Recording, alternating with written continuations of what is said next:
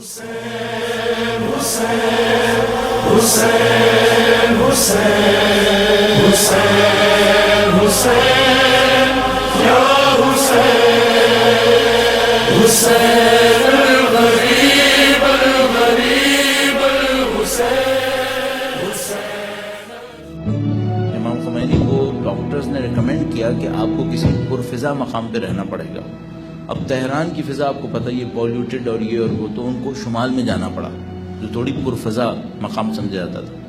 جب وہ شمال میں گئے تو وہاں پہ سارے گھر لگژری گھر بنے ہوئے تھے۔ شمال وہاں کا بہت مہنگا علاقہ ہے، تو وہاں سارے لگژری گھر بنے ہوئے تھے۔ امام خمینی کو کوئی گھر پسند نہیں آتا تھا، تو انہوں نے ایک عالم تھے ان کو بلایا اور ان سے کہا کہ تمہیں اپنے باپ کا گھر یاد ہے؟ اس نے کہا کہ ہاں مجھے یاد ہے، وہ ٹوٹا پھوٹا ایک گھر ہوتا تھا۔ کہنے کہ مجھے تمہارے باپ کا جیسا ایک گھر چاہیے۔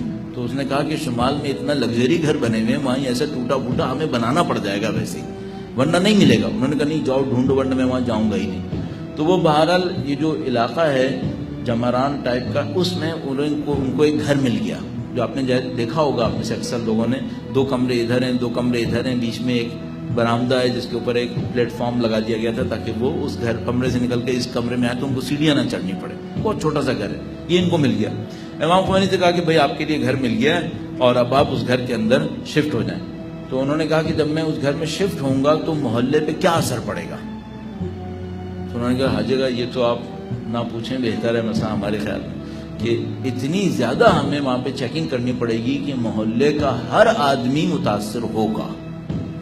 انہوں نے کہا کہ ٹھیک ہے، تو پھر ایسا کریں کہ پہلے جانے سے پہلے آپ سارے محلہ والوں کو جمع کریں، اہل محلہ کو جمع کریں۔ اہل محلہ کو جمع کیا گیا۔ امام خمینی نے اپنے سیکیورٹی ایکسپرٹ سے کہا کہ آپ ان سب کو بریف کریں کہ آپ وہاں پہ کیا کرنے والے ہیں۔ تو انہوں نے بتایا کہ ہم ایسے چیک پوسٹ لگائیں گے، پھر جو آپ کے مہمان آئیں گے ان کو یہ کرنا ہوگا، پھر جب آپ لوگ ہوں گے آپ کو یہ کرنا ہوگا، اور آپ کے گھروں میں یہ ہوگا۔ داستان انہوں نے سنائی۔ امام خمینی نے پوچھا کہ اب ان سب سے رضایت لیں، کیا یہ راضی ہیں کہ میں آ جاؤں ان تمام مصیبتوں کے ساتھ؟ آپ سمجھ رہے ہیں؟ اور وہ اپنی رہائش کے دوران مسلسل اپنے میں ہمسایوں سے اس بات پر تجاویز لیتے رہے کہ کسی کو مشکل ہے تو مجھے بتائے کہ میں اس کو کسی بہتر طریقے سے حل کر دوں۔